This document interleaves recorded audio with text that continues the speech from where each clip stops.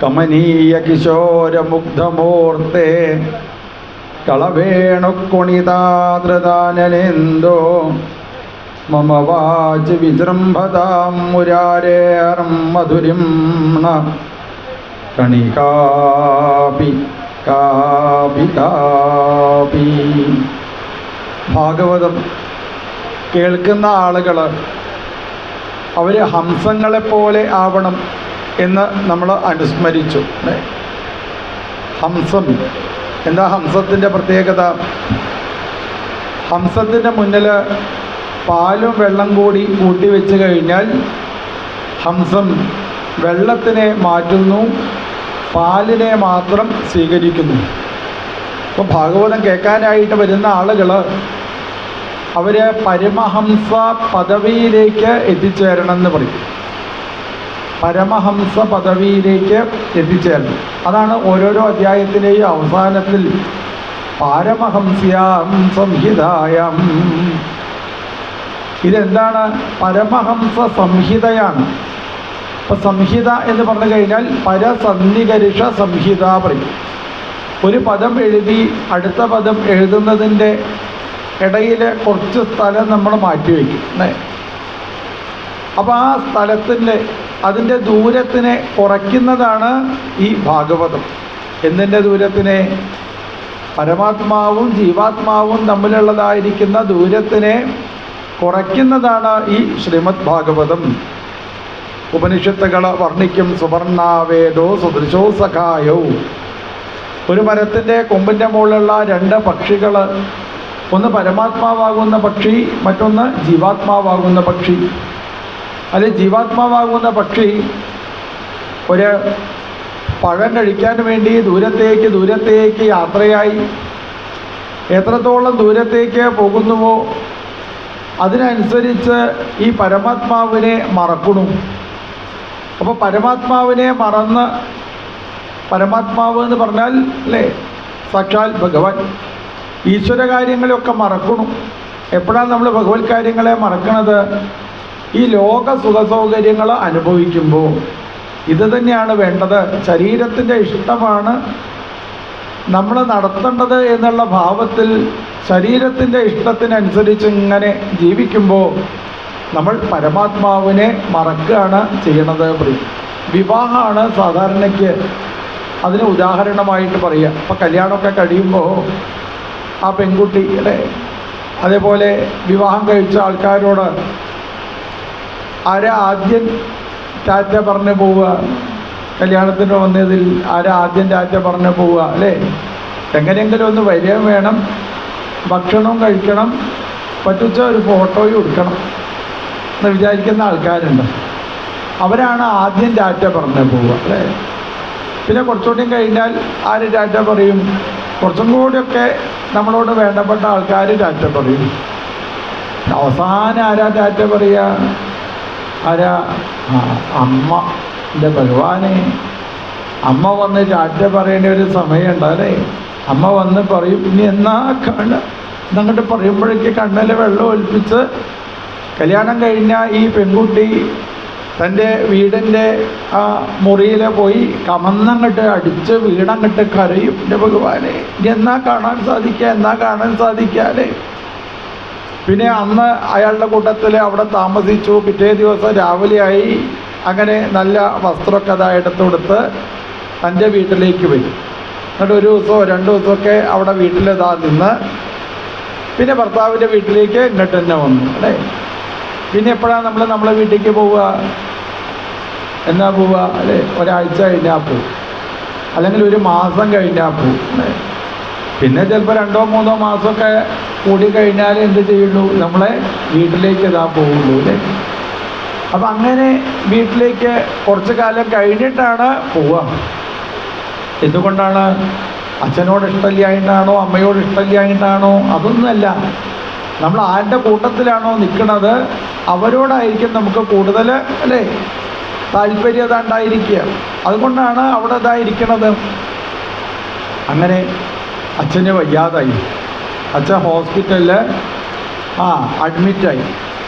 അപ്പോൾ അമ്മ വിളിച്ച് പറഞ്ഞു, മകളോട് വിളിച്ച് പറഞ്ഞു, അതെ അച്ഛനെ ഹോസ്പിറ്റലിൽ അഡ്മിറ്റ് ചെയ്തതാ, അതുകൊണ്ട് എനിക്ക് ഒറ്റയ്ക്ക് ഇപ്പം ഇനിയിപ്പോൾ അവിടെ പോയി നോക്കിയാൽ കാര്യങ്ങൾ നടക്കുമെന്നുള്ളത് അറിയില്ല.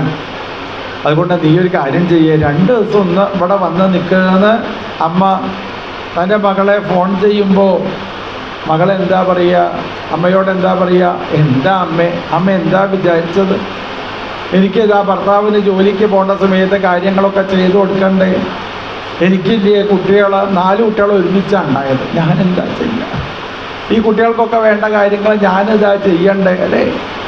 മാത്രമല്ല അതൊന്നും പോരായിട്ടാണ് ആ മനുഷ്യൻ 4 ദിവസം മുന്നേ ഒരു പശുവിനെ വാങ്ങിക്കൊണ്ടുപോകണ്ട.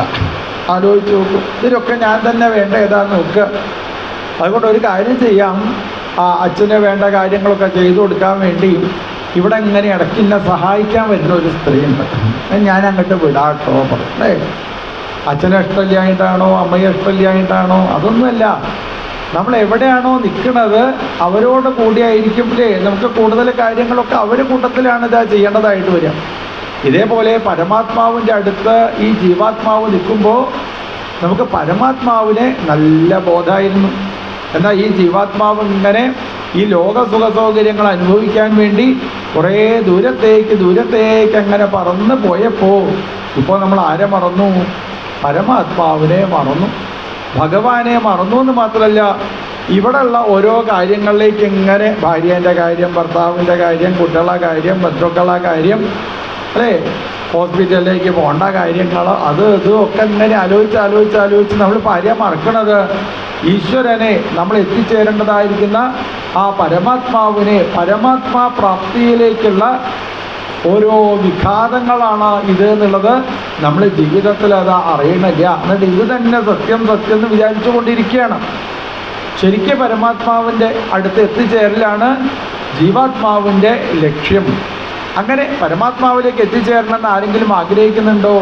അവരെന്ത് ചെയ്താൽ മതി? പാരമഹംസ്യാം സംഹിതായം, ഈ പരമഹംസ സംഹിതയായ ഭാഗവതത്തിൻ്റെ മുന്നിൽ വന്നിരുന്നാൽ മതി. എന്നാൽ പിന്നെ ഓരോരോ അധ്യായവും കേൾക്കുന്നതിനനുസരിച്ച് എന്തുണ്ടാവുന്നു? ജ്ഞാനവൈരാഗ്യങ്ങളാകുന്ന ചിറകങ്ങനത ഉയർന്ന് നമ്മളും അങ്ങനെ പദയുഗാലയ ഹംസസഞ്ജാ, പദയുഗാലയം 2 പദങ്ങളുടെ ഇടയിൽ, 2 പാദങ്ങളുടെ ഇടയിൽ എവിടെ? സാക്ഷാൽ ഭഗവാന്റെ പാദങ്ങളിലേക്ക് നമുക്കിതാ എത്തിച്ചേരുവാനായിട്ടിതാ സാധിക്കും. അതാണ് ഭാഗവതം കേൾക്കുന്ന ആൾക്കാർ ഹംസമായിട്ട് തീരണം എന്ന് പറയും. പ്രഭാഷണം ചെയ്യുന്നവർ പല രീതിയിലായിരിക്കും. ചിലപ്പോൾ കുരങ്ങൻ്റെ സ്വഭാവമാവും പ്രഭാഷണം ചെയ്യുന്ന ആൾക്ക്, കുരങ്ങന്മാരുടെ സ്വഭാവം അല്ലേ. എന്താ കുരങ്ങൻ്റെ പ്രത്യേകത? അയാൾ അങ്ങോട്ട് ചാടും ഇങ്ങോട്ട് ചാടും, അപ്പുറത്തേക്ക് ചാടുന്നു ഇപ്പുറത്തേക്ക് ചാടുന്നു. അപ്പോൾ അവർക്ക് ഏത് ആശയം എങ്ങനെ പറഞ്ഞു കഴിഞ്ഞാലാണോ മുന്നിലിരിക്കുന്ന ആൾക്ക് മനസ്സിലാവുക, അതിനനുസരിച്ചിട്ടുള്ള കൊമ്പിൻ്റെ മുളയ്ക്കാണ് ആര് ചാടുക? ഈ പ്രഭാഷകന്മാർ ചാടും അല്ലേ. അപ്പോൾ അവരെങ്ങോട്ട് ചാടി എന്ന് നോക്കിയിരിക്കുകയല്ല വേണ്ടത്, എന്ത് പറയണു എന്ന് നോക്കിയിരിക്കുകയല്ല വേണ്ടത്, എനിക്ക് അതുകൊണ്ട് എന്ത് ഉപകാരമാണ് ഉള്ളത് അല്ലേ. അതാണ് ഹംസത്തിൻ്റെ പ്രത്യേകത. വെള്ളത്തിനൊക്കെ മാറ്റി നിർത്തി അതിൻ്റെ ഉള്ളിലുള്ളതായിരിക്കുന്ന തത്വത്തിലേക്ക് ഇതാ മനസ്സ് വെച്ചുകൊണ്ട് അവരെന്ത് വേണം? ആ ഭഗവാനിലേക്ക് എത്തിച്ചേരാനായിട്ടിതാ ശ്രമിക്കേണ്ടതാണ്. അപ്പോൾ വേണ്ടതാരും ജീവിതത്തിൽ മറക്കാൻ പാടില്ല. ഇപ്പോൾ സപ്താഹ യജ്ഞത്തിലേക്ക് എത്തിച്ചേർന്ന് കഴിഞ്ഞാൽ പലരും ചോദിക്കും, ഏത് വഴിപാടാണ് കഴിക്കേണ്ടത്? സപ്താഹത്തിൽ വന്നു കഴിഞ്ഞാൽ പറ നിറയ്ക്കുകയാണോ വേണ്ടത്, നെയ്വിളക്ക് സമർപ്പിക്കുകയാണോ വേണ്ടത് അല്ലേ, പായസം കഴിക്കുകയാണോ വേണ്ടത്, ഈ രുക്മിണി സ്വയംവരത്തിന് സ്വയംവര ഘോഷയാത്രയിൽ പങ്കെടുക്കുകയാണോ വേണ്ടത്, ഏത് ഡ്രസ്സാണ് തിരുമേനി ഇടേണ്ടത്, ഇതൊക്കെ അങ്ങനെ പല ആൾക്കാരും വന്നിങ്ങനെ അതാ ചോദിക്കും. സാരി ഉടുത്ത് രുക്മിണി ദേവിയുടെ വിഗ്രഹം പിടിച്ചാൽ മതിയോ, അതോ ഇനിയിപ്പോൾ എങ്ങനെയാണ് വേണ്ടത് അല്ലേ, വെളുത്ത വസ്ത്രം വേണോ കറുത്ത വസ്ത്രം വേണോ, ഇതൊക്കെയാണ് പല ആൾക്കാർക്കും സംശയം. അതൊക്കെ ആവാം, ഇതൊന്നും വേണ്ടെന്ന് ആരും പറയുന്നില്ല. പക്ഷെ വേണ്ടതിനെ ജീവിതത്തിൽ മറക്കാൻ പാടില്ല. സപ്താഹ യജ്ഞത്തിൽ വന്നു കഴിഞ്ഞാൽ ആദ്യം നമ്മൾ നടത്തേണ്ട വഴിപാട് ഏത് വഴിപാടാണ് ആദ്യം നടത്തേണ്ടത്? ഏത് വഴിപാടാണ്? കുറേ സപ്താഹ അയ്യല്ലോ കേൾക്കുന്നു എല്ലാവരും അല്ലേ. ഏത് വഴിപാടാണ് ആദ്യം നടത്തേണ്ടത്? അതാണ് ശ്രവണം. ഏത് വഴിപാടാണ്? ശ്രവണം എന്നുള്ളത് അല്ലേ, കേൾക്കുക എന്നുള്ളതിനാണ് കൂടുതൽ പ്രാധാന്യം. അത് ചെയ്യാതെ ഏത് വഴിപാടിൻ്റെ പിന്നാലെ ഓടിപ്പോയിട്ടും കാര്യമില്ല. ആദ്യം നടത്തേണ്ട വഴിപാടാണ് ശ്രവണം. അതാണല്ലോ എല്ലാവരും പറയണത് അല്ലേ? ശ്രവണത്തിനാണ് കൂടുതൽ പ്രാധാന്യം. രുക്മിണീ ദേവി എന്താ നമ്മളോട് പറഞ്ഞു തരുന്നത്? ശ്രുത്വാ ഗുണാൻ ഭുവന സുന്ദര ശൃണ്വതാം തേ നിർവിശ്യ കർണവിവരഹരതൊങ്കതാപം. അല്ലേ? പ്രഹ്ലാദൻ എന്താ നമ്മളോട് പറഞ്ഞു തരുന്നത്? ശ്രവണം കീർത്തനം വിഷ്ണു സ്മരണം പാദസേവനം അർച്ചനം വന്ദനം ദാസ്യം സഖ്യം ആത്മനിവേദനം. ശ്രദ്ധയാണ് ഉണ്ടാവേണ്ടത് പ്രിയം. ഇപ്പം ശ്രദ്ധ ഉണ്ടെങ്കിലേ എന്തുണ്ടാവുള്ളൂ? ഇതിൻ്റെ ഉള്ളിൽ എന്താണ് എന്നുള്ളത് നമുക്കിതാ മനസ്സിലാവുള്ളൂ. ശ്രദ്ധാവാൻ ലഭതേ ജ്ഞാനം. ശ്രദ്ധാവാൻ ലഭതേ ജ്ഞാനം. ശ്രദ്ധ ഉണ്ടായിരിക്കണം. ശ്രദ്ധ അതാണ് ആദ്യം തന്നെ അതാ ഉണ്ടാവേണ്ടത് അല്ലേ? അതാണ് ഭാഗവതത്തിലെ പ്രത്യേകമായിട്ട് പറയുന്നത് ശ്രദ്ധയാ ചരേൽ. ശ്രദ്ധയാ ചരയിൽ എന്ന് പറയും. ശ്രദ്ധയാ ചരയത് ശ്രാദ്ധം. ശ്രാദ്ധം ഉണ്ടാവണം എന്ന് പറയും. ശ്രാദ്ധം എന്ന് പറഞ്ഞാൽ എന്താ? നല്ല ശ്രദ്ധ ഉണ്ടാവുക.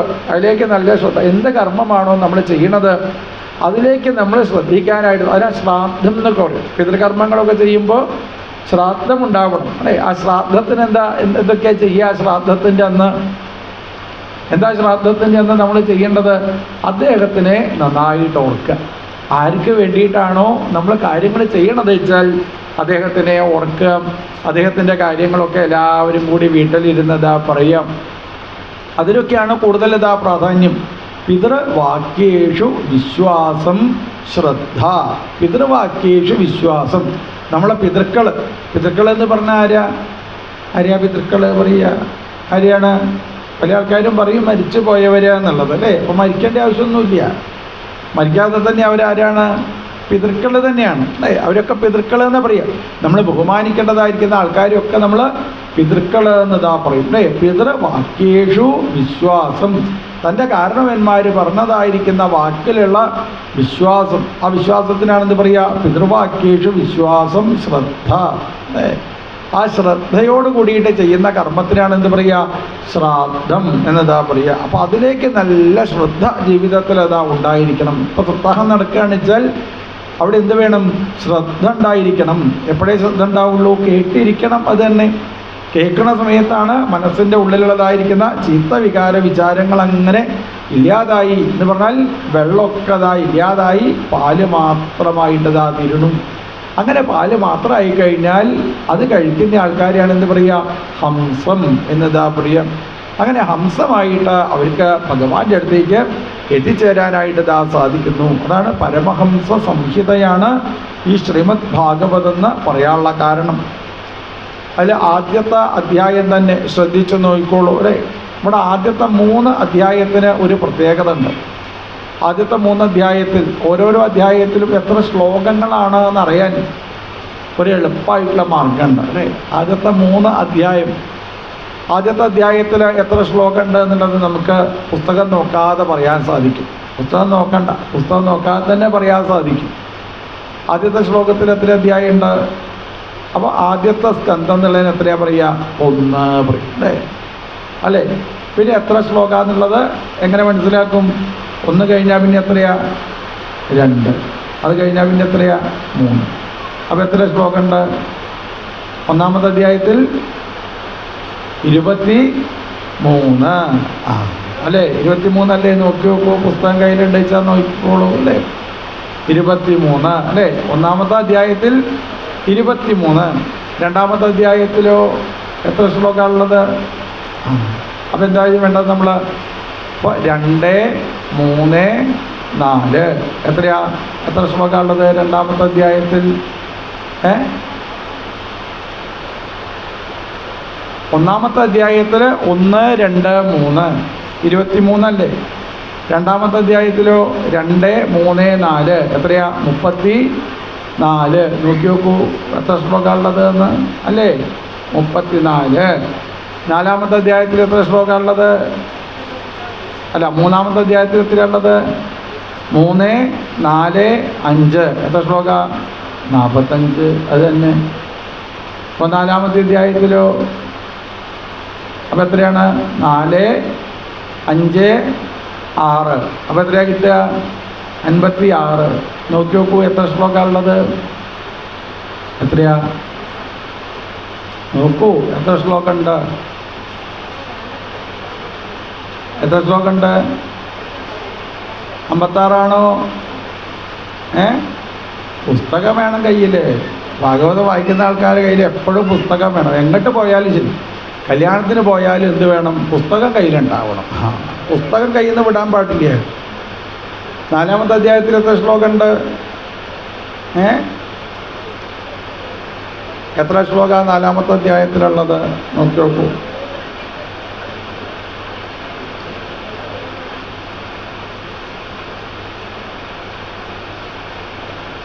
(33). ഇപ്പം എത്രയാണ് നമുക്ക് നേരത്തെ കിട്ടിയത്? 4, 5, 6 അല്ലേ? 56 എന്നല്ലേ ഉത്തരം വരേണ്ടത്? അത് എത്രയേ ഉള്ളൂ? ഇതിൽ 33 ഉള്ളൂ. അപ്പോൾ 4 മുതൽക്കത് ബാധകമല്ല. ഏതിനെ ബാധകമുള്ളൂ? 1, 2, 3 അധ്യായത്തിനാണ് അത് ബാധകമായിട്ടുള്ളത് അല്ലേ? അത്രയേ ഉള്ളൂ. എല്ലാ അധ്യായത്തിലും അങ്ങനെയല്ല. എല്ലാ അധ്യായവും അങ്ങനെയല്ല. ആദ്യത്തെ 1, 2, 3 അധ്യായങ്ങളിൽ മാത്രമേ നേരത്തെ പറഞ്ഞതായിരിക്കുന്ന രീതി അവലംബിക്കാനായിട്ട് പറ്റുള്ളൂ. അപ്പോൾ 1-ാമത്തെ അധ്യായം നന്നായിട്ട് പഠിക്കണം. ആദ്യത്തെ ശ്ലോകത്തിന് തന്നെ എന്താ പേര്? പറയൂ, പഠിച്ച ആൾക്കാരാണല്ലോ മുന്നിലിരിക്കണത്. ഞാൻ പറഞ്ഞു തന്നതാ. എന്താ പേര് 1-ാമത്തെ ശ്ലോകത്തിന്? സ്വരൂപ ലക്ഷണം. എന്താ ആദ്യത്തെ ശ്ലോകത്തിൻ്റെ പേര്? സ്വരൂപലക്ഷണം. ഭഗവാന്റെ രൂപത്തിനെ വർണ്ണിക്കാനായിട്ട് പുറപ്പെടുന്നു. എന്താ ആദ്യത്തെ അക്ഷരം? എന്താ ആദ്യത്തെ അക്ഷരം? ഭാഗവതം തുടങ്ങുമ്പോൾ പുസ്തകം കയ്യിൽ. ആദ്യത്തെ അക്ഷരം എന്താണ്? ആരും പുസ്തകത്തിൽ എഴുതി വയ്ക്കാൻ പാടുള്ളതല്ല. എഴുതണോ വേറെ ഒരു പെന്ന്, ഒരു 200 പേജിൻ്റെ പുസ്തകം അതെടുത്ത് വെക്കണം. പുസ്തകം നമ്മൾ എഴുതാനുള്ളതല്ല. പുസ്തകം ഇതെന്താണ്? ഇത് ഭഗവാനാണ്. പ്രത്യക്ഷ കൃഷ്ണ സ്വരൂപമാണ് ശ്രീമദ് ഭാഗവതം. അതുകൊണ്ട് ആരും പുസ്തകത്തിൽ എഴുതാൻ പാടുള്ളതല്ല. എന്ത് വേണം? എഴുതണമെന്ന് ആഗ്രഹിക്കുന്നവർ വേറെ ഒരു പുസ്തകം എടുക്കുക, എന്നിട്ട് അതിലേ എഴുതാൻ പാടുള്ളൂ. അപ്പോൾ ആദ്യത്തെ അക്ഷരം ഏതാ? ആദ്യത്തെ അക്ഷരം ഏതാണ്? ജ എന്നല്ലേ ആദ്യത്തെ അക്ഷരം? ഇനി ഭാഗവതം എവിടെയാണ് സമർപ്പിക്കുന്നത്? 12 സ്കന്ധമാണ് ഭാഗവതത്തിനുള്ളത് അല്ലേ? 12 സ്കന്ധത്തിൽ 12-ാമത്തെ സ്കന്ധത്തിൽ എത്ര അധ്യായമുണ്ട്? 13 അധ്യായമാണുള്ളത്. അതിൽ 13-ാമത്തെ അധ്യായം മംഗള അധ്യായം എന്ന് പറയും. 12-ാമത്തെ അധ്യായത്തിനാണ് ഭാഗവത സംഗ്രഹം എന്ന് പറയുക. അപ്പോൾ 11-ാമത്തെ അധ്യായത്തിലാണ് ഭാഗവതം മുഴുവനും പറഞ്ഞ് സമർപ്പിക്കുന്നത്. അപ്പോൾ 11-ാമത്തെ അധ്യായത്തിൻ്റെ അവസാനത്തെ അക്ഷരം ഏതാണ്?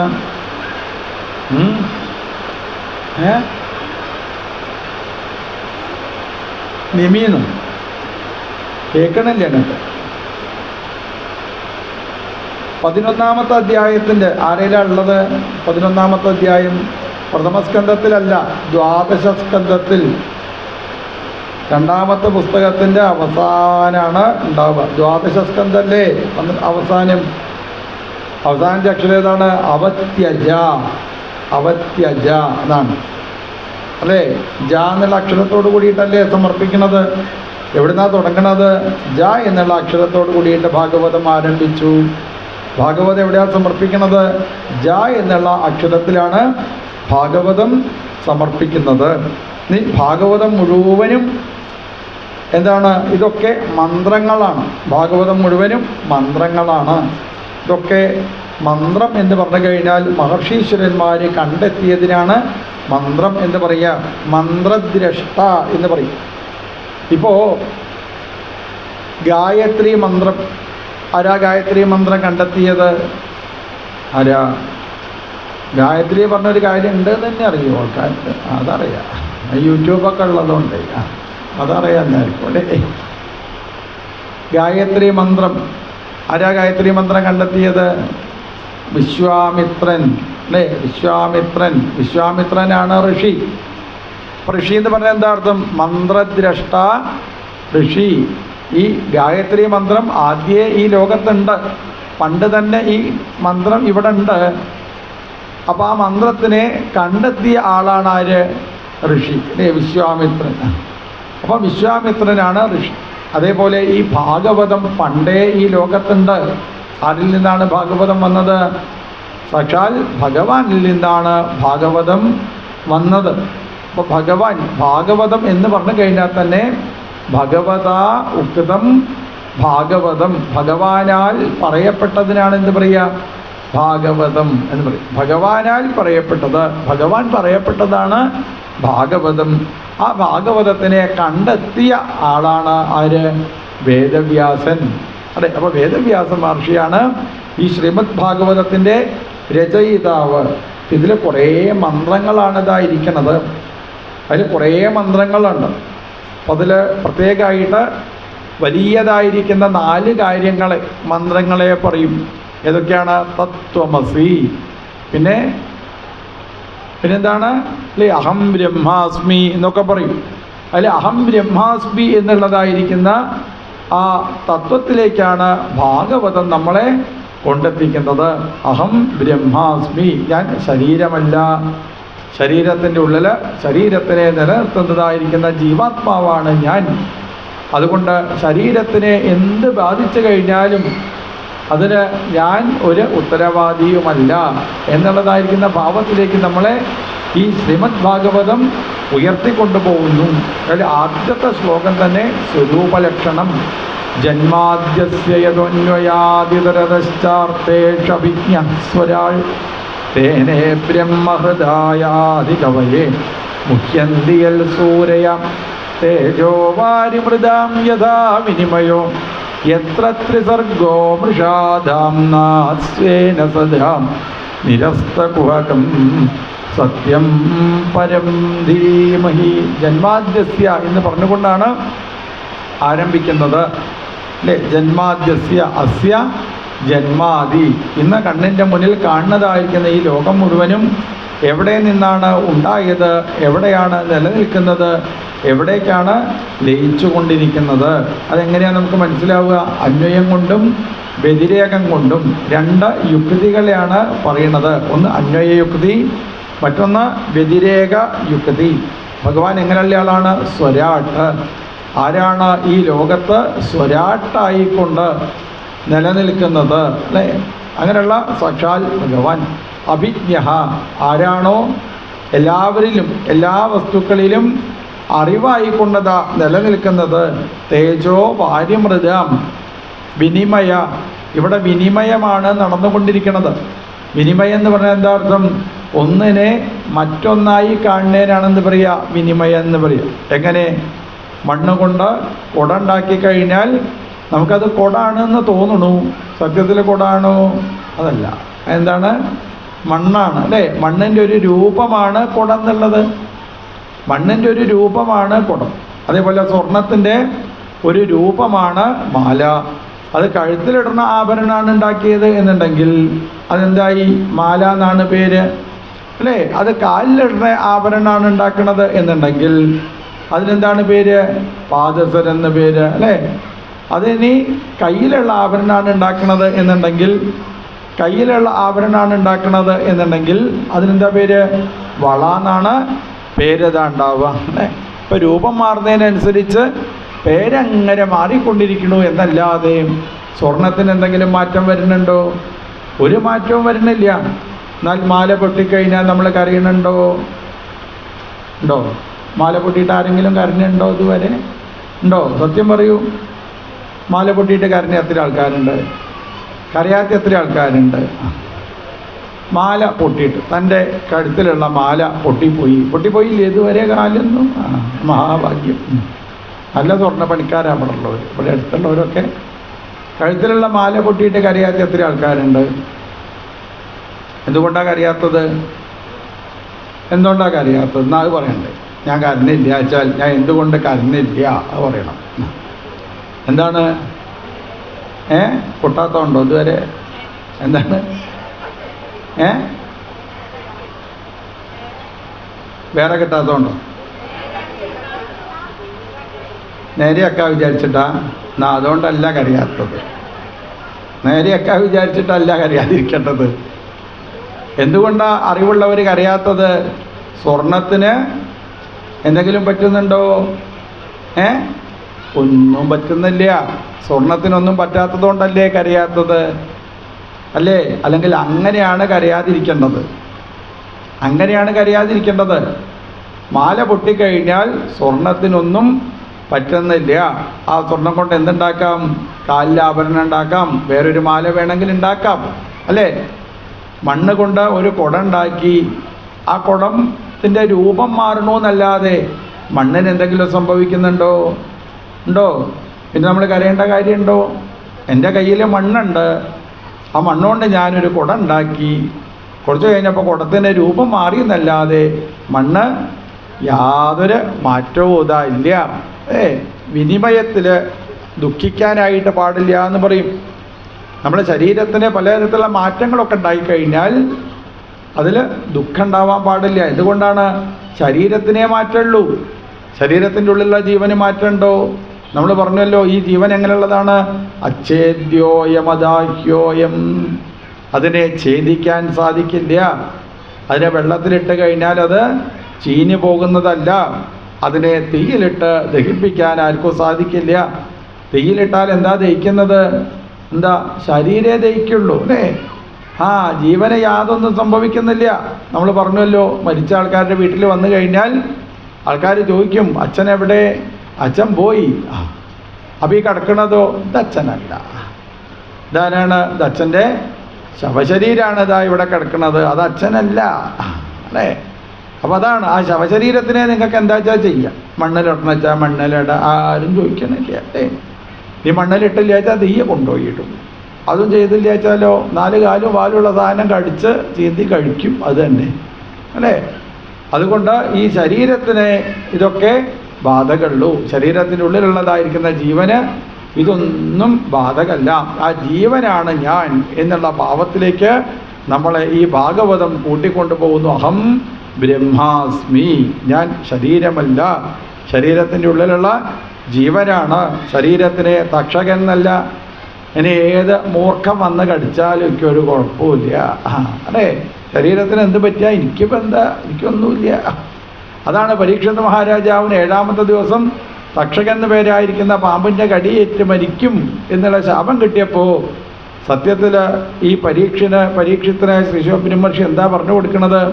പരമമായിരിക്കുന്ന ജ്ഞാനത്തിനെയാണ് ഉപദേശിച്ചു കൊടുക്കുന്നത്. അതുകൊണ്ടാണ് ഭാഗവത മഹാത്മ്യത്തിൽ പറയുന്നത്, ജ്ഞാനയജ്ഞം കരിഷ്യാമി, ജ്ഞാനയജ്ഞം കരിഷ്യാമി, അല്ലേ? ഭക്തിയജ്ഞം എന്നാണോ പറയേണ്ടത്? അതല്ല, ജ്ഞാനയജ്ഞമാണ്, അല്ലേ? പരമമായിരിക്കുന്ന ജ്ഞാനത്തിനെയാണ് ഈ ഭാഗവതത്തിലൂടെ ഉപദേശിച്ചതാ തരുന്നത്. അപ്പോൾ തേജോ വാര്യമൃതാം യഥാ വിനിമയോ, ഈ വിനിമയത്തിൽ ഒരിക്കലും ദുഃഖിക്കാനായിട്ടതാ പാടില്ല. അപ്പോൾ വിനിമയം ഉണ്ടെന്നുണ്ടെങ്കിൽ അത് സത്യമാണ് തോന്നുന്നുണ്ട് വെച്ചാൽ അതെന്താണ്? അതിനാണ് ഭഗവാന്റെ മായ എന്നതാ പറയുക. ആ മായയെ തരണം ചെയ്യാനായിട്ടതാ സാധിക്കണം. ധാംനാസ്വേന സദാ നിരസ്തകുഹകം സത്യം പരം ധീമഹി. സത്യം എന്ന് പറഞ്ഞു കഴിഞ്ഞാൽ എന്തിനാ സത്യം എന്ന് പറയുക? 3 പ്രാവശ്യം നമ്മൾ പറഞ്ഞു ഭഗവാനെ സത്യം എന്ന് പറഞ്ഞാൽ എന്താണ്, അല്ലേ? എന്തിനാ സത്യം എന്ന് പറയുക? പിന്നെ ഓരോരോ സ്ഥലങ്ങളിൽ എത്തുന്ന സമയത്ത് പിന്നെയും നമ്മളങ്ങനെ പറയേണ്ടതായിട്ട് വരും. സത്യം എന്ന് പറഞ്ഞാൽ എന്താ അർത്ഥം? എന്നും നിലനിൽക്കുന്നതിനാണ് സത്യം എന്ന് പറയുക. ഇന്നലെ ഉണ്ടായിരുന്നു, ഇന്നുണ്ട്, നാളെയുണ്ട്, അല്ലേ? അതല്ലേ സത്യം. നമ്മളൊക്കെ എന്നും ഉണ്ടോ ഇവിടെ? ആലോചിച്ച് നോക്കൂ. 100 കൊല്ലം മുന്നേ നമ്മളിവിടെ ഉണ്ടായിരുന്നോ ഈ ലോകത്ത്, അല്ലേ? ഇല്ല. 100 കൊല്ലം കഴിഞ്ഞാൽ നമ്മളൊക്കെ അവിടെ ഇരിക്കുമോ? ഉണ്ടാവുമോ? ആരെങ്കിലും ഉണ്ടാവുമോ? ഇവിടെ ആഗ്രഹമുണ്ട്, ഉണ്ടാവണമെന്ന് ആഗ്രഹമുണ്ട്, പക്ഷേ അത് നടക്കണതല്ല അത്, അല്ലേ? നമ്മൾ പറയുകയൊക്കെ ചെയ്യും, വേഗം കണ്ട് ഇവിടുന്ന് പോയാൽ മതിയായിരുന്നേ ഭഗവാനെ എന്നൊക്കെ നമ്മളിങ്ങനെ പറയും എല്ലാവരോടും. സഹിക്കണില്ലേ, ദുഃഖം സഹിക്കണില്ലേ, ഇവിടുന്ന് കണ്ട് പോയാൽ മതി. അങ്ങനെ ഒരു മുത്തശ്ശി ഉണ്ടായിരുന്നു അത്ര. ആ മുത്തശ്ശി അമ്പലത്തേക്ക് അങ്ങോട്ട് വന്നാൽ വാതിലങ്ങോട്ട് കടന്നാൽ തുടങ്ങും, ഇന്നെ അങ്ങോട്ട് കൊണ്ടുപോയാൽ മതിയായിരുന്നേ ഭഗവാനെ, എന്നെ അങ്ങോട്ട് എടുക്കണേ. ഞങ്ങളുടെ എടുത്തോളേ എന്ന് പറഞ്ഞു. ഈ മുത്തശ്ശി അമ്പലത്തിൽ വന്നാൽ പിന്നെ പൂജ കഴിക്കുന്ന ആൾക്ക് സൗകര്യം എന്ന് പറഞ്ഞതില്ല.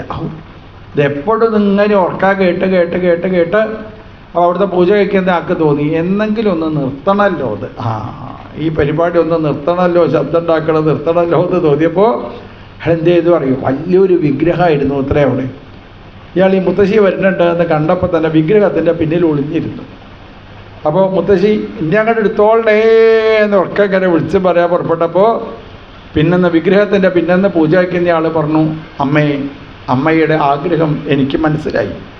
അതുകൊണ്ട് അടുത്ത വെള്ളിയാഴ്ച 12:30 മണിക്ക് അമ്മയെ കൊണ്ടുപോകാൻ വേണ്ടി ഞാനിതാ വരുന്നതാണ് എന്ന് പറഞ്ഞതോടുകൂടി പിന്നെ ജന്മത്ത് മുത്തശ്ശി അങ്ങോട്ട് വന്നില്ല, കഴിഞ്ഞു അതിൻ്റെ അല്ലേ. അപ്പോൾ ഇവിടുന്നൊക്കെ പോണെന്ന് പറയാതല്ലാതെ ആൾക്കാരുടെയൊക്കെ ആഗ്രഹം എന്താണ്, ഇനി ഇവിടെ ഇരിക്കണം തന്നെയാണ് അല്ലേ, ഇവിടെ ഇങ്ങനെ ഇരിക്കണം തന്നെയാണ് നമ്മളൊക്കെ വിചാരിച്ചു. അതാണ് മനുഷ്യന്മാരുടെ പ്രത്യേകത. പറയും ദുഃഖേച്ച സുഖമാനിനാം, ദുഃഖത്തിനെ സുഖമായിട്ട് ഇതാ കാണുന്ന ആൾക്കാരാണ് മനുഷ്യർ അല്ലേ. ദുഃഖത്തിനെ സുഖമായിട്ട് കാണുക. കല്യാണം കഴിഞ്ഞാൽ സുഖമായി ആലോചിച്ച് നോക്കൂ. കല്യാണം കഴിഞ്ഞാൽ സുഖമാണോ ആലോചിച്ച് നോക്കൂ അല്ലേ. കല്യാണം കഴിയുന്നത് വരെ ബസ് കയറിയാൽ ഒരു ടിക്കറ്റ് എടുത്താൽ മതി. കല്യാണം കഴിഞ്ഞാൽ ഭാര്യേൻ്റെ ടിക്കറ്റ് എടുക്കണ്ടേ, ഭാര്യേൻ്റെ അച്ഛൻ്റെ ടിക്കറ്റ് എടുക്കണ്ടേ അല്ലേ. എത്ര ആൾക്കാർ ടിക്കറ്റ് എടുക്കണം അല്ലേ. ഭാര്യേൻ്റെ ഏതെങ്കിലും ഒരു ബന്ധുവിന് എവിടെയെങ്കിലും വെച്ച് കാലിൻ്റെ മുകളിൽ കല്ല് വെച്ച് കുത്തി കഴിഞ്ഞാൽ നമ്മളിവിടെ ഇരുന്ന് കരയണ്ടേ. കരണില്ല വെച്ചാലേ ഭാര്യ ചെവി പിടിക്കും, കരയടാ അവിടെ ഇരുന്ന്. ഇതെൻ്റെ ബന്ധുവായിട്ടാണ് നിങ്ങൾ കരയുക, നിങ്ങളുടെ ബന്ധു വെച്ചാൽ നിങ്ങൾ കരയില്ലേ അല്ലേ. ഭാര്യ പറയുമോ അവിടെ ഇരുന്ന് അല്ലേ. ഇത് കല്യാണം കഴിയുന്നതിന് മുന്നെയാണ് ഇയാൾക്ക് എന്തെങ്കിലും പറ്റിയത് വെച്ചാൽ നമുക്ക് എന്തെങ്കിലും കുഴപ്പമുണ്ടോ അല്ലേ, എന്തെങ്കിലും കുഴപ്പമുണ്ടോ. കല്യാണം കഴിയുന്നതിൻ്റെ മുന്നേ ഭർത്താവിന് എന്ത് സംഭവിച്ചു കഴിഞ്ഞാൽ ആ മനുഷ്യന് എന്ത് സംഭവിച്ചാലും എനിക്കൊരു കുഴപ്പമില്ല. അത് കഴിഞ്ഞാൽ ഈ വടം എപ്പോഴാണോ കെട്ടണത് അല്ലേ, ഈ താലി എപ്പോഴാണോ നമ്മളെ കഴുത്തിലേക്ക് ഇതാ ബന്ധിക്കണത്, അതോട് കൂടിയിട്ട് ഇതാ ബന്ധായി എൻ്റേതെന്ന് നമ്മളതാ തോന്നണോ അല്ലേ. പശുവിനെ വാങ്ങിക്കഴിഞ്ഞാലേ നമുക്ക് കുഴപ്പമുള്ളൂ. പശുവിനെ 10,000 ഉറുപ്പ്യ കൊടുത്ത് പശുവിനെ വാങ്ങി, അന്ന് മുതൽ പശുവിന് എന്തെങ്കിലും അസുഖം വന്നു കഴിഞ്ഞാൽ ആരോടണം, ഹോസ്പിറ്റലിലേക്ക് നമ്മൾ ഓടണ്ടേ. ഈ പൈസ കൊടുക്കുന്നതിന് മുന്നേ ആയിരുന്നു വെച്ചാൽ ആരാ ഓടേണ്ടത്, വേറെ ആരെങ്കിലും ഓടിക്കോളും. അത് എൻ്റേതല്ല അല്ലേ. എൻ്റേത് എന്ന് പറയുന്ന സമയത്താണ് നമുക്ക് പലതരത്തിലുള്ള പ്രയാസങ്ങളും ദുഃഖങ്ങളും ഇതാ ഉണ്ടാവുന്നത് അല്ലേ. അപ്പോൾ എന്നും നമ്മൾ ഇവിടുന്ന് നിലനിൽക്കില്ല, ഇവിടെ നമ്മൾ നിലനിൽക്കില്ല, ഇവിടുന്ന് പോകേണ്ടവരാണിതാ നമ്മൾ. അപ്പോൾ കുറച്ച് കാലം കഴിഞ്ഞാൽ നമ്മളിവിടെ കാണുമോ, അതുമില്ല അല്ലേ. അപ്പോൾ എന്നും നിലനിൽക്കുന്നത് ആരാണ് സാക്ഷാൽ ഭഗവാൻ. നമ്മളിവിടെ ഇല്ലാത്ത സമയത്തും ശ്രീകോവിൽ ആരുണ്ട്, ഭഗവാനുണ്ട്. നമ്മളിവിടെ ഉള്ള സമയത്തും ശ്രീകോവിലിതാ ഭഗവാനുണ്ട്. ഇനി നമ്മളൊക്കെ ഇവിടുന്ന് യാത്രയായാലും ശ്രീകോവിൽ അവശേഷിക്കുന്നത് ആരാ, സാക്ഷാൽ ഭഗവാനാണ്. അതിനാണ് സത്യം എന്ന് പറയുന്നത്, എന്നും നിലനിൽക്കുന്നത്. അപ്പോൾ സത്യത്തിനെ 3 തരത്തിൽ വർണ്ണിച്ചു. ഏതൊക്കെയാ പറയൂ, കേൾക്കട്ടെ. ഏതൊക്കെയാ 3 തരത്തിലുള്ള സത്യം? പഠിക്കുന്ന ആൾക്കാരാണല്ലോ മുന്നിലിരിക്കുന്നവരൊക്കെ. ഏതൊക്കെയാണ്?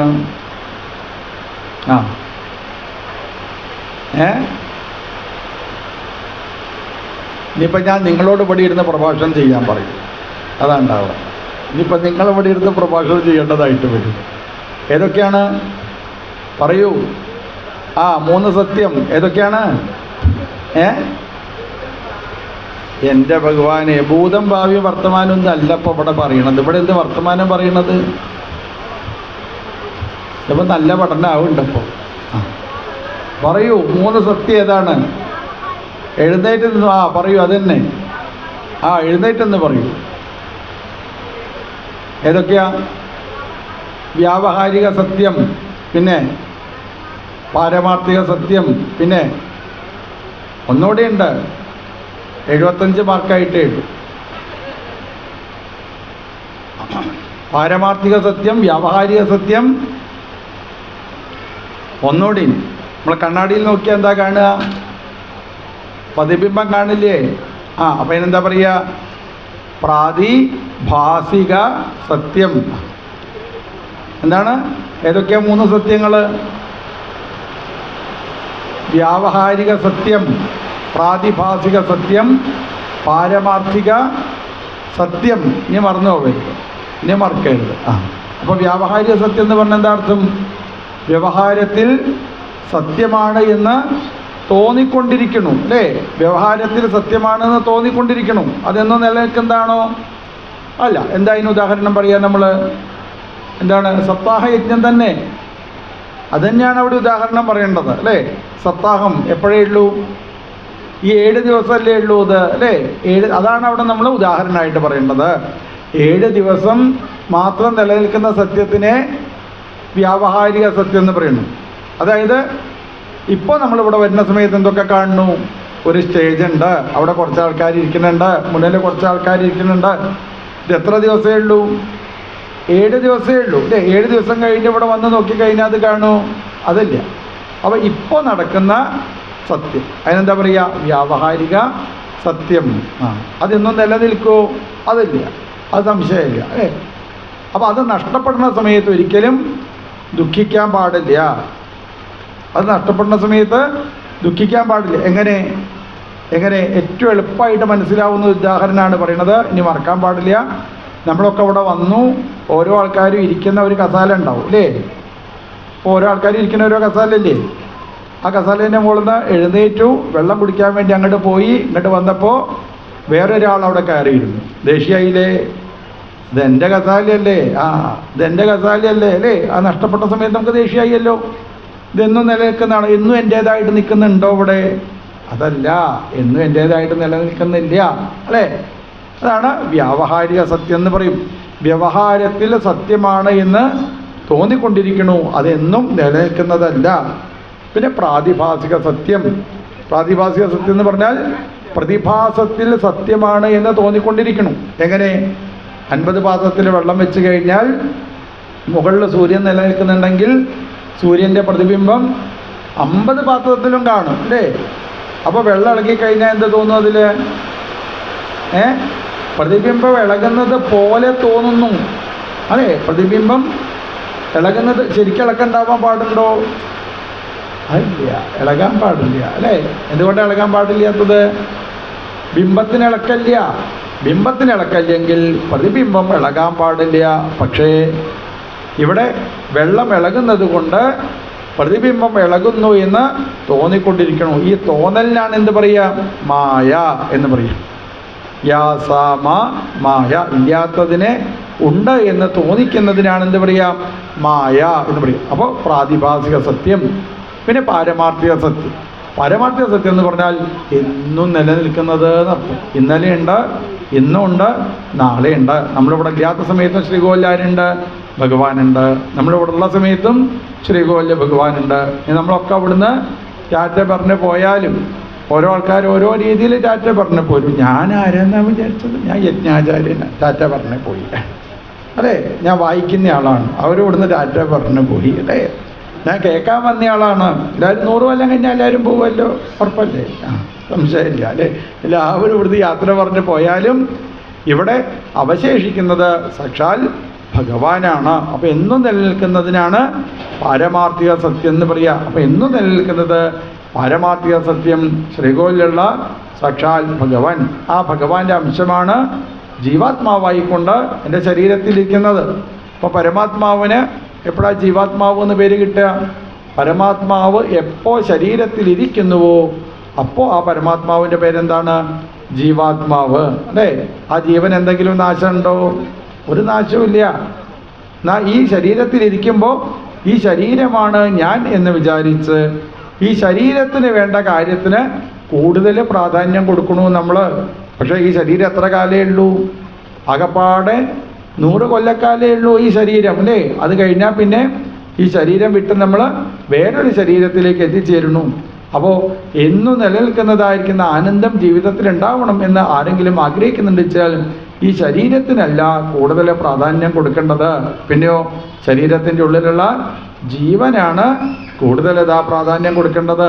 അങ്ങനെ ജീവന് പ്രാധാന്യം കൊടുത്തു കഴിഞ്ഞാൽ ഭവേ ഭവേ യഥാ ഭക്തി പാദയോസ്തവ ജായതേ തഥാ കുരുഷ്വദേവേശ നാഥസ്ത്വം നോ യഥപ്രഭോ നാമസങ്കീർത്തനം യസ്യ സർവപാപപ്രണാശനം പ്രണാമോ ദുഃഖശമന തം നമാമി ഹരിം പരം, അല്ലേ? അതാണ് നമ്മൾ ഭഗവാനോട് പ്രാർത്ഥിക്കുന്നത്. എന്നും നിലനിൽക്കുന്നത് ഭഗവാൻ മാത്രമാണ്. ആ ഭഗവാന്റെ അംശമായിരിക്കുന്ന ജീവനാണിതാ ഞാൻ, എനിക്ക് അങ്ങയോട് മാത്രമേ ബന്ധമുള്ളൂ ഭഗവാനെ. അതുകൊണ്ട് ഭവേ ഭവേ യഥാ ഭക്തി, എത്രത്തോളം ജന്മങ്ങൾ എടുത്തു കഴിഞ്ഞാലും അങ്ങയെ നാഥനായിട്ടിതാ കാണാൻ സാധിക്കണേ. അപ്പം എവിടുന്നാണോ തുടങ്ങിയത് അതിനെ തന്നെ വിസ്തരിച്ച് അവസാനത്തിൽ എവിടെയാണ് സമർപ്പിച്ചത്, എവിടുന്നാണോ തുടങ്ങിയത് വെച്ചാൽ അവിടെ ഈ ഭാഗവതം സമർപ്പിക്കുന്നു. അപ്പോൾ നല്ല അറിവുള്ളതായിരിക്കുന്ന ആൾക്കാർ ഈ ഗ്രന്ഥത്തിൽ എന്താണോ ഞാൻ പറയാൻ ഉദ്ദേശിക്കുന്നത് അതിനെ ആദ്യം ചുരുക്കി വർണ്ണിക്കും. ആ ചുരുക്കി വർണ്ണിച്ചതാണ് ആദ്യത്തെ ശ്ലോകം. ഇതിലെ ചെറിയ ഒരു കാര്യം മാത്രമേ നമുക്ക് പറയാനായിട്ട് ഇതാ സാധിച്ചുള്ളൂ. ഇത് എത്ര വേണമെങ്കിലും പറയാം. ഇതിന് 108 വ്യാഖ്യാനങ്ങളുണ്ട്. ഈ ഒരൊറ്റ ശ്ലോകത്തിന് തന്നെ 108 വ്യാഖ്യാനങ്ങളുണ്ട്. കൃഷ്ണനായിട്ട് വ്യാഖ്യാനിക്കുന്നുണ്ട്, ഗണപതി ആയിട്ടുണ്ട്, സരസ്വതി ആയിട്ടുണ്ട്. എങ്ങനെ വേണമെങ്കിലും വ്യാഖ്യാനിക്കാം. അറിവുള്ളവർക്ക് എങ്ങനെ വേണമെങ്കിലും പറയാം അല്ലേ. തലമുടിയുള്ള ഒരാൾക്ക് വലത്തോട്ടും കെട്ടാം, ഇടത്തോട്ടും കെട്ടാം. നീ അല്ലേ പിൻഭാഗത്തേക്ക് വേണിച്ചാൽ അങ്ങനെ ആവാം, മുൻഭാഗത്തേക്ക് അണിച്ചാൽ അങ്ങനെ ആവാം. തലമുടി ഇല്ലാത്ത ഒരാൾക്കോ വിചാരിച്ചിട്ട് കാര്യമില്ല. അപ്പോൾ എന്താണ് അറിവുള്ളവർ ഒരു ശ്ലോകത്തിനെ എങ്ങനെ വേണമെങ്കിലും അവർക്കിത് വ്യാഖ്യാനിക്കാനായിട്ട് ഇതാ സാധിക്കും അല്ലേ. അപ്പോൾ ചോദിച്ചോത്തിലെ ഒരാളോട്, നിങ്ങൾക്ക് എൻ്റെ കയ്യിലൊരു പന്തുണ്ട്, ഈ പന്ത് ഞാൻ മുകളിലേക്ക് എടുത്തിട്ട് താഴത്തേക്ക് വരുന്നതിൻ്റെ മുന്നേ രാമായണവും മഹാഭാരതവും നിങ്ങൾക്ക് ചുരുക്കി പറയാൻ പറ്റുമോ ചോദിച്ചു. നല്ല അറിവുള്ള ഒരാളുണ്ടായിരുന്നു അവിടെ അത്രേ. അപ്പോൾ അയാൾ ഉത്തരം പറഞ്ഞു, ഓ ഞാൻ പറഞ്ഞു അത്രേ. അപ്പോൾ ഇയാൾ പന്ത് മുകളിലേക്ക് ഇട്ടു. അപ്പോൾ പറഞ്ഞു, ഒന്ന് മണ്ണ് കൊണ്ട് മരിച്ചവൻ എന്ന് പറഞ്ഞു. താഴത്തേക്ക് പന്ത് വീണ സമയത്ത് പറഞ്ഞു പെണ്ണ് കൊണ്ട് മരിച്ചവൻ എന്ന് പറഞ്ഞു അല്ലേ. ഒന്ന് മണ്ണിൻ്റെ കഥയാണ്, ഒന്ന് സ്ത്രീയുടെ കഥയാണ് എന്ന് പറയും അല്ലേ. അതല്ലേ കഥ. ഒന്ന് മണ്ണ് കൊണ്ട് ഈ ലോകത്ത് അല്ലേ ഭൂമി എനിക്ക് കിട്ടണം എന്ന് വിചാരിച്ചിട്ട് എന്ത് ചെയ്തു, പാണ്ഡവരും കൗരവരും കൂടി. അങ്ങനെയാണ് ഇത് ആ മഹാഭാരത യുദ്ധക്കഥ ഉണ്ടായത്, മഹാഭാരതം. മറ്റൊന്നു സ്ത്രീയുടെ കഥയാണ്. ആ സ്ത്രീയെ പറ്റിയിട്ട് ഇവിടെ അല്ലേ സ്ത്രീ സീതാദേവിയെ പറ്റിയിട്ട് പറഞ്ഞ് മരിച്ചല്ലേ ഒരാൾ. ആരാ പെണ്ണുകൊണ്ട് മരിച്ചയാൾ ആരാ? 10 തലയായാൾക്ക്. എന്നിട്ട് എന്താ കാര്യം, മരിച്ചു. അവസാനം ഇല്ലാതായി അല്ലേ. പെണ്ണുകൊണ്ട് ചത്തവനാണ് രാവണൻ. വിചാരിച്ചു സീതാദേവിയെ കട്ടുകൊണ്ടുപോയി, ഇല്ലാതായി അല്ലേ. എന്നാലോ മണ്ണ് എൻ്റേതാവണം എന്ന് വിചാരിച്ചത് കൊണ്ട് അതാണ് രാമായണം അല്ലേ. അതാണ് അറിവുള്ള ആൾക്കാർക്ക് എങ്ങനെ വേണമെങ്കിലും അത് പറയാനായിട്ട് ഇതാ സാധിക്കും. ആണ് ഒന്നാമത്തെ ശ്ലോകത്തിൽ ഇതാ വർണ്ണിക്കുന്നത്. നമുക്കൊരു 5 മിനിറ്റ് നേരം ഇടവേള, അതിനുശേഷം നമുക്ക് മറ്റുള്ള ഭാഗങ്ങൾ അനുസ്മരിക്കാം. വെള്ളമൊക്കെ കുടിക്കേണ്ട ആൾക്കാർ വെള്ളം കുടിച്ച് അതാത് സ്ഥാനത്ത് വന്നിരിക്കും. ഗോവിന്ദനാമ സങ്കീർത്തനം ഗോവിന്ദ ഗോവിന്ദ. നെയ്വിളക്ക് സമർപ്പിക്കേണ്ടവർക്ക് നെയ്വിളക്ക് സമർപ്പിക്കാം. പറ നിറയ്ക്കാൻ ആരെങ്കിലും ഇനി കാത്തു നിൽക്കുന്നുണ്ട് വെച്ചാൽ പറ നിറയ്ക്കാം. 5 മിനിറ്റ് നേരം ഇടവേള.